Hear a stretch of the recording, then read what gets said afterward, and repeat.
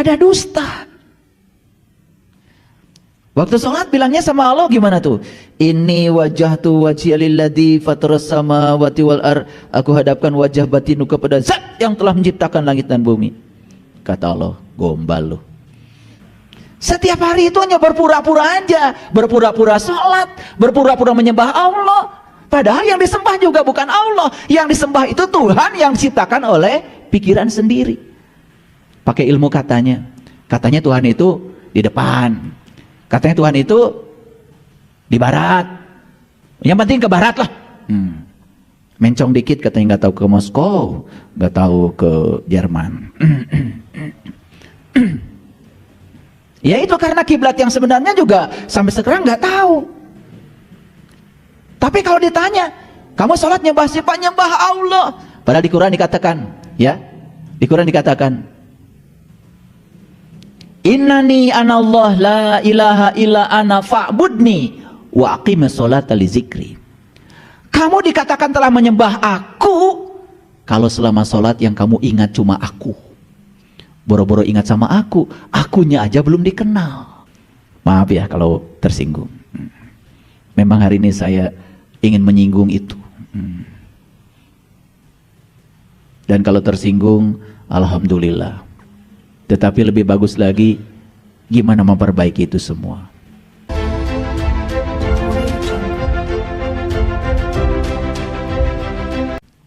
Jadi kita kan selama ini bilang orang soleh itu yang rajin ibadah, betul nggak? Anaknya nggak keurus, nggak apa-apa, ya, kerja nggak punya, nggak apa-apa.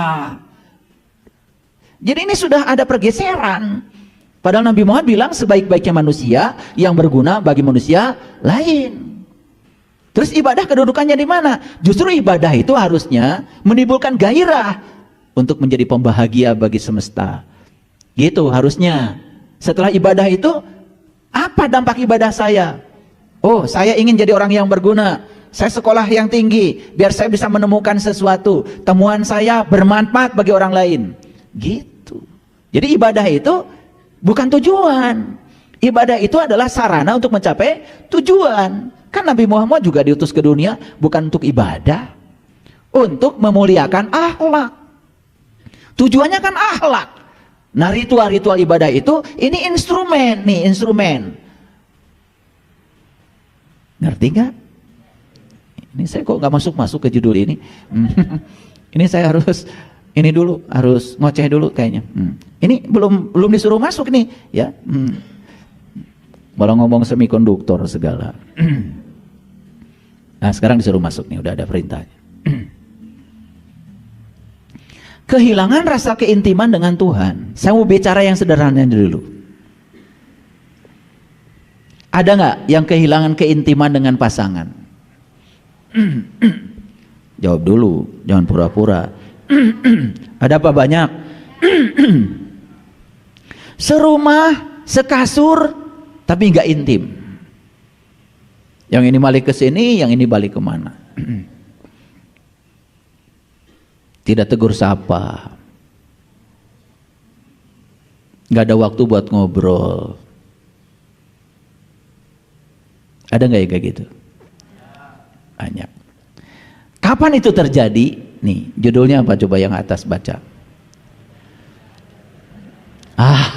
Pintar ya kamu.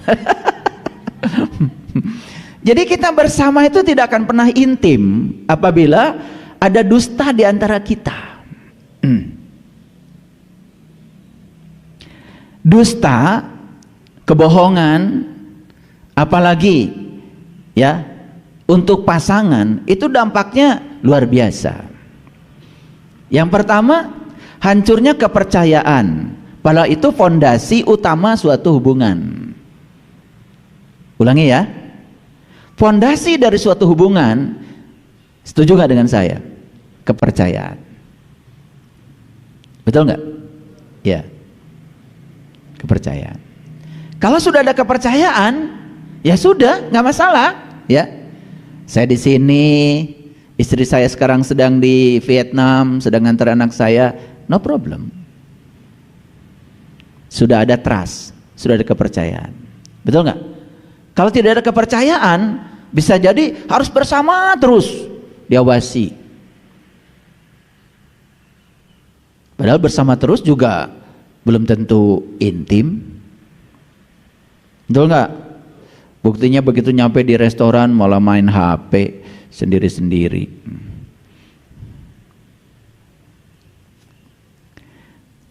Jadi ya, ketika ada dusta di antara kita, maka kepercayaan akan hilang. Kalau kepercayaan hilang, berarti pondasi utama hubungan ini sudah rapuh ini. Apa yang terjadi? Yang terjadi adalah berpura-pura. Berpura-pura seolah-olah baik-baik saja.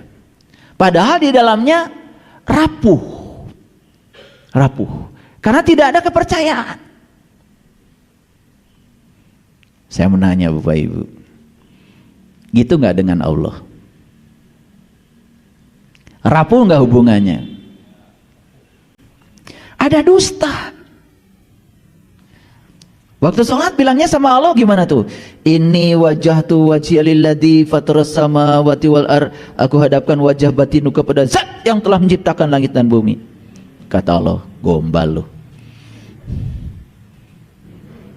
Padahal di saat yang sama ketika ini kumat kamit, pikiran sudah terbang kemana-mana tuh. Udah jalan-jalan ke pasar, ke mall, ke dapur, lihat piring berantakan, kemana-mana. Sering gak begitu? Berarti ada dusta di antara kita, kata Allah. Betul gak? Iya. Itu selingkuh namanya itu. Selingkuh kepada Allah. Kayak yang iya aja, sering ke masjid, pakai baju koko, namanya baju takwa. Pakai baju ya, yang ada atribut dengan atribut-atribut keyakinan.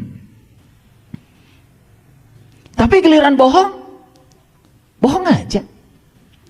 Padahal katanya Allah ada di sini.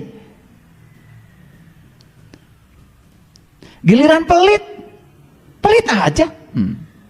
Padahal Allah ada di sini. Padahal Allah bilang, kasihlah. Aku sudah titipkan rezeki yang banyak kok kepada kamu. Tapi di sini egonya luar biasa. Udah mulai masuk ya ini. Udah mulai bisa menjawab ya. Kenapa tidak ada keintiman dengan Allah?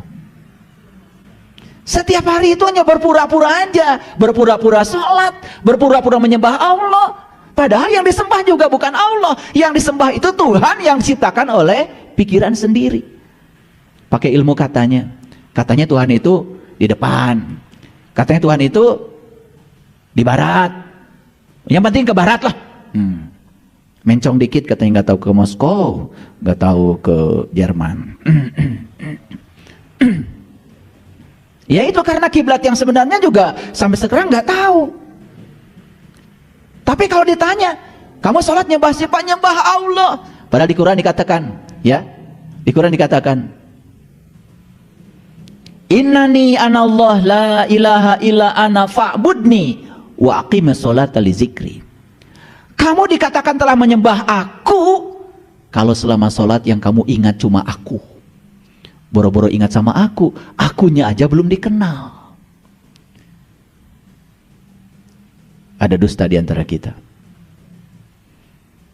Makanya sholat rajin, giliran ada peluang untuk korupsi, korupsi juga.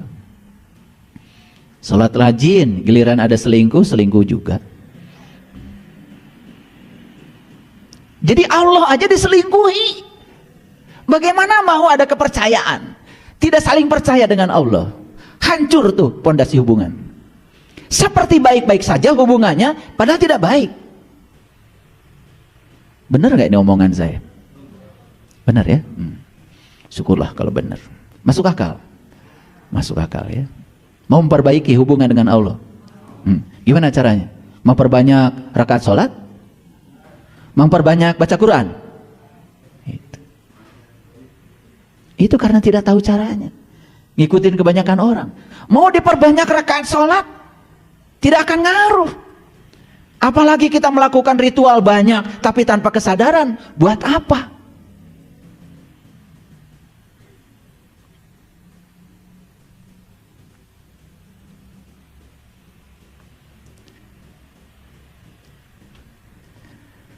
maksud saya? Ya tentu saja diperbanyak, kuantitasnya itu bagus. Kalau kualitasnya juga diperbaiki. Ini selalu berfokus pada kuantitas, kualitasnya diabaikan. Gak peduli saya sholat ingat pada Allah atau tidak, yang penting diperbanyak supaya pahala saya banyak. Rapuh tuh hubungan, gak ada keintiman. Yang adalah transaksi, ya, transaksi. Sugan jeng sugan. Kalau saya perbanyak ibadahnya, kali aja Allah nurut sama saya. Tuh udah mulai.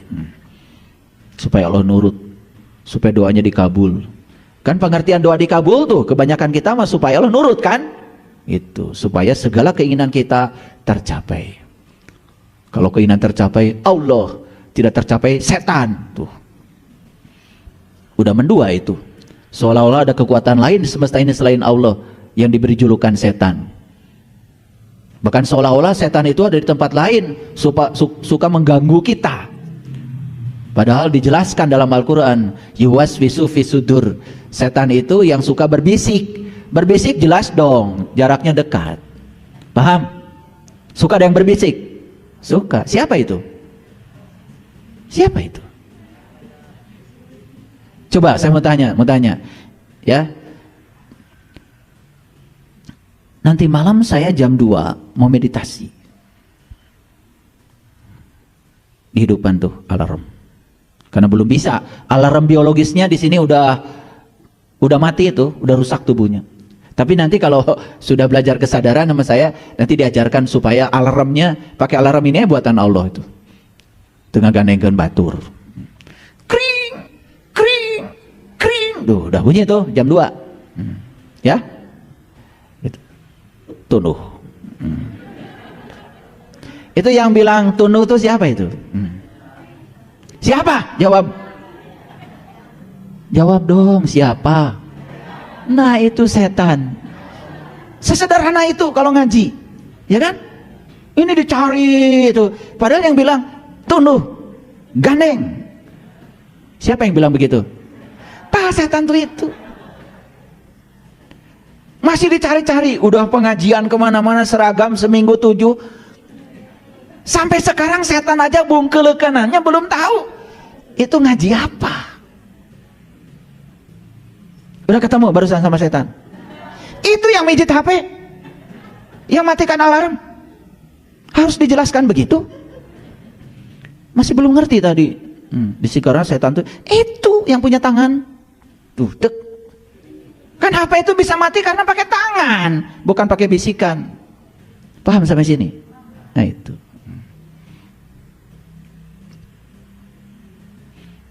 Dusta di antara kita itu, ini masih pasangan nih, betul nggak?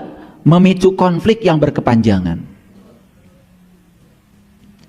Ya, penghasilan tidak terbuka. Ya, kalau bicara selalu bohong. Bilangnya ke kantor, padahal perginya kemana? Ini kan yang dirusak itu apa nih? Kepercayaan. Fondasi hubungan rapuh. Seperti baik-baik saja, padahal ada konflik di sini. Cuman konfliknya ini kadang-kadang muncul ke permukaan, kadang-kadang cuma konflik batin. Ini yang lebih berbahaya. Konflik batin ini ngasih nutrisi itu bagi ego, bagi penyakit. Tiba-tiba payudara sebelah kanan nih ada benjolan. Tiba-tiba ya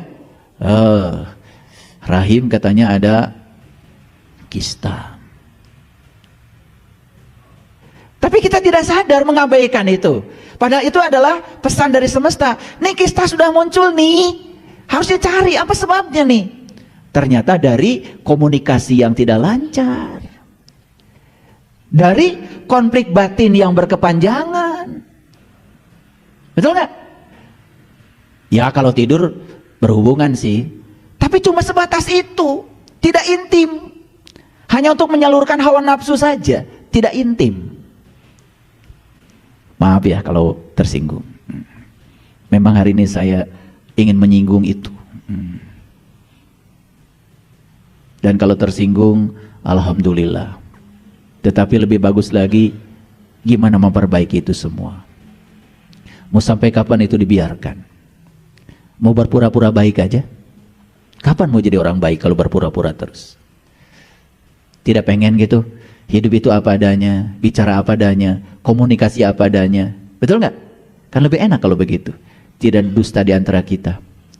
Kalau bilang ini wajah tu wajah lilladzi fatras samawati wal ar, apa adanya bicaranya. Bicara begitu udah memang kita juga sedang menghadapkan wajah batin kita pada dia. Udah tahu.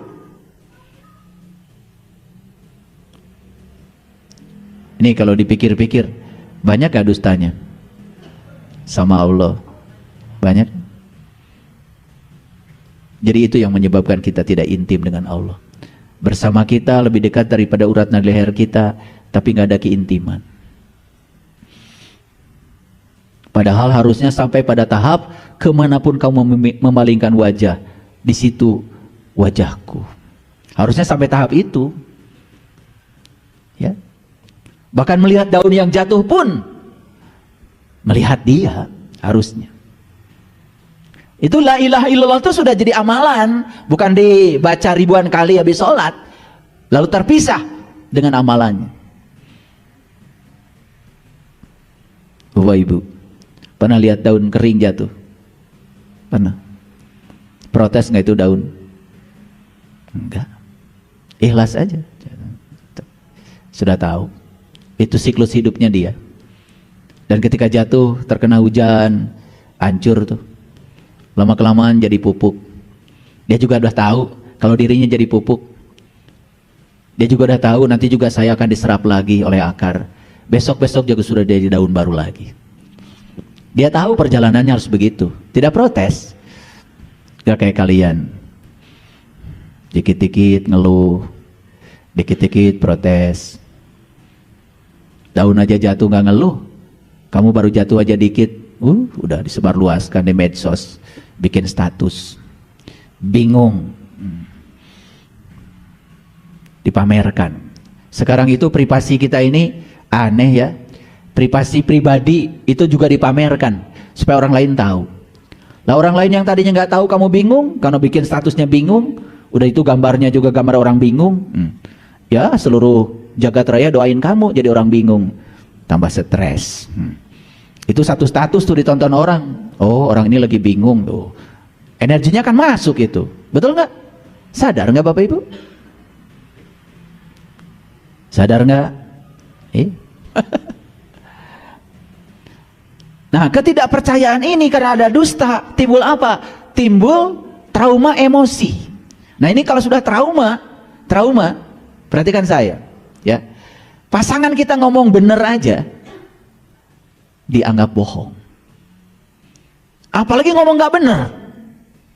Ini trauma emosi ini mengakar, dan itu penyakit, dan itu sangat berbahaya kalau dibiarkan. Puncaknya apa? Puncaknya tubuh kita hancur lebur.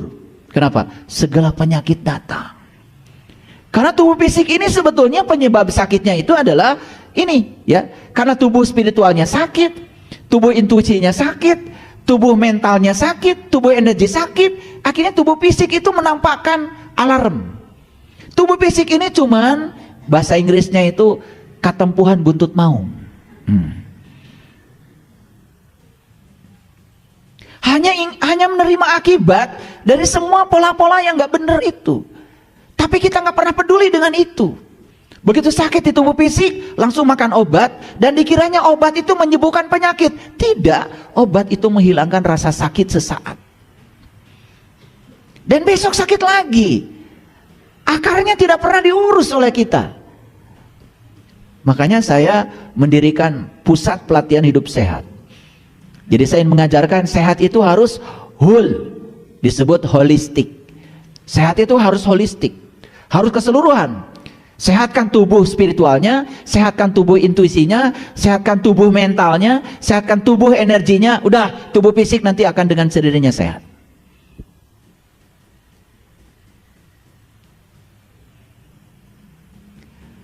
Yang keempat nih, kalau sudah ada dusta di antara kita, berikutnya apa? Hilang rasa saling menghargai. Hilang rasa saling menghargai. Bagaimana kita hidup bersama, tidak saling menghargai, tidak saling menghormati? Coba, neraka bukan itu? Neraka bukan itu? Waduh. Tapi banyak yang tidak menyadari itu. Yang lucunya juga, masing-masing ego hanya bisa menyalahkan pihak lain, tidak pernah koreksi diri. Padahal sudah kasih tahu cara memperbaiki lingkungan dan situasi, perbaiki diri kamu. Kemarin ada yang datang ke rumah saya, ibu dan anak. Saya hargai kedatangannya. Udah mau datang ke rumah saya aja, berarti sudah mau memperbaiki diri. Dan ibunya sudah 1 tahun mendengarkan kajian di YouTube. Sekarang ibunya sudah tidak berani lagi nyalahkan anak. Dulu kalau anak bicara selalu dipotong. Tahu apa kamu? Ibu itu lebih duluan datang ke dunia ini, selalu begitu. Dan seolah-olah yang harus didengar itu orang tua aja sama anak. Seolah-olah anak itu tidak boleh didengar sama orang tua. Tahu apa anak? Dan anaknya bilang sama saya, terima kasih ayah, ibu saya sudah berubah setahun ini. Sekarang saya menjadi terus terang kepada ibu. Tetapi sudah terlalu banyak masalah saya. Karena selama ini akibat tidak ada komunikasi dengan ibu, saya mengambil jalan pintas sendiri. Ini masalah sudah setumpuk nih akibatnya. Gara-gara apa? Gara-gara dia tidak punya tempat untuk bicara. Karena ibunya selalu kau bicara, tahu apa kamu? Dan anak kalau sudah disalahkan terus-menerus, lama-kelamaan dia tidak percaya diri. Berapa banyak orang tua yang kayak gitu? Coba. Kita dididik begitu sama orang tua kita, tapi jangan mendidik begitu dong sama anak kita. Putus siklus itu oleh kita. Masa mau terus-menerus? Nanti anak kita dididik seperti itu, anak kita mendidik anaknya lagi, cucu kita akan seperti itu lagi. Mau sampai kapan siklus ini terus-menerus begitu? Kita udah sadar, kita juga dididik dengan keras, disalahkan, tidak diajak bicara, menderita. Tapi kita melakukan hal yang sama kepada keturunan kita. Bukankah itu kebodohan? Ini ngaji kesadaran. Dan pulang dari pengajian ini harus ada yang berubah.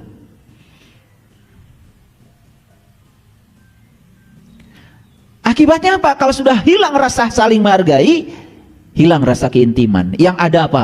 Rasa curiga yang dalam. Ya.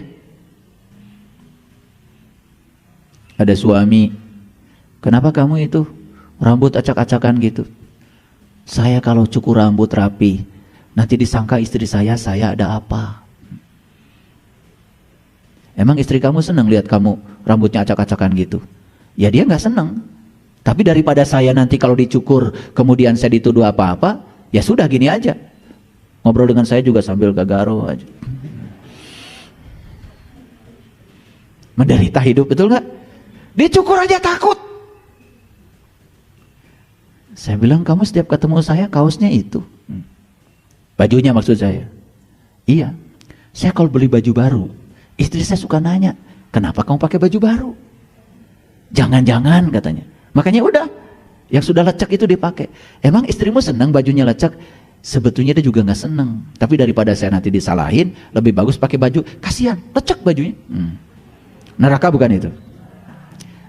Tapi saya bilang, jangan-jangan istri kamu begitu, kamu pernah punya masalah sebelumnya. Nah itu ayah. Itu neraka itu. Itu kan akibat dari perbuatannya sendiri. Betul nggak? Jadi susah hidup ya. Cukur rambut, takut. Beli baju, takut. Duitnya sudah naik nih penghasilan. Biasanya beli baju biasa. Ini udah mulai pakai baju yang bermerek. Tambah curiga.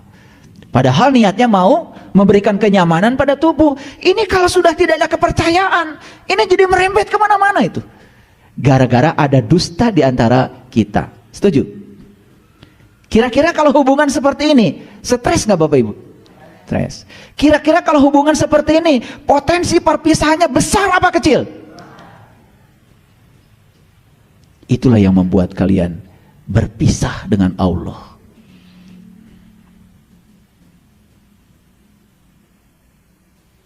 Allah bersama kita, lebih dekat daripada urat nadi leher kita, tapi kita tidak merasakan kehadirannya. Kita sudah lama merasa ada keterpisahan itu dengan Allah. tidak ada keintiman. Kenapa? Ada dusta di antara kita. Kata Allah, kamu berbohong kepada aku terus-menerus. Kamu mengaku orang beriman, padahal kamu bukan. Ada kan ayatnya? Wa minan nasi may yaqulu amana billah wa bil yaumil akhir wa ma hum bimumin. Ada di antara manusia yang mengaku beriman kepada Allah dan hari kemudian, wa ma hum bimuminin, padahal dia itu bukan orang yang beriman. Karena ciri orang beriman itu, kata Allah, dia bisa ingat sama aku. Kamu itu mengingat aku juga belum bisa. Ciri orang beriman itu kolbunya tentram karena bisa mengingat aku. Ya ayyuhallazina amanu wa tatma'innu qulubuhum bizikrillah. Ala bizikrillahi tatma'innul qulub. Hai orang-orang yang beriman. Ciri kamu beriman itu kolbumu tentram. Karena tidak ada yang kamu ingat sepanjang waktu berdiri, duduk dan berbaring kecuali aku. Ala bizikrillahi tatma'innul qulub. Hai orang beriman, hanya dengan mengingat aku kolbumu menjadi tentram. Masuk Bapak Ibu, kajian ini masuk. Kan harus ada pertanyaan di sini, gimana caranya supaya aku bisa mengingatmu ya Allah? Saya sampai meluangkan waktu selama Ramadan ini setiap jam 4 sore membagikan kasih saya, cinta saya kepada semua umat. Saya membagikan peta jalan supaya bisa begitu. Membagikan pengalaman ketika saya menapaki perjalanan mencari harta karun yang tertimbun pada diri saya. Saya kasih peta jalannya. Ini loh peta jalannya. Tapi kalian jangan mengulang-ulang peta jalan. Oh, saya sudah punya peta jalan, saya sudah peta penjara. Buat apa kalau tidak dilakoni? Kita punya peta harta karun. Buat apa kalau kita tidak mengambil harta karun itu? Buat apa? Petanya sudah ada di Al-Quran semua. Karena Al-Quran itu banyak ayatnya, saya sarikan, saya sederhanakan, dibuat tematik sama saya. Gimana cara berkunjung di rumah sejati kita? Bagaimana cara menemukan rumah sejati kita? Bagaimana cara mendapatkan hidangan dari langit di rumah sejati kita? Dibimbing secara tematik. Saya pilihkan ayat-ayatnya. Semua juga dari Al-Quran, bukan dari saya. Petanya sudah kita punya, tapi kita malah justru membicarakan peta itu lagi pada orang lain. Ini loh petanya. Bukan dilakoni, bukan hartanya diambil. Kamu cerita peta terus, kamu gak ngelakonin. Ya kamu tidak bisa menikmati harta karun dong. Kan belum diambil. Ambil, hakmu.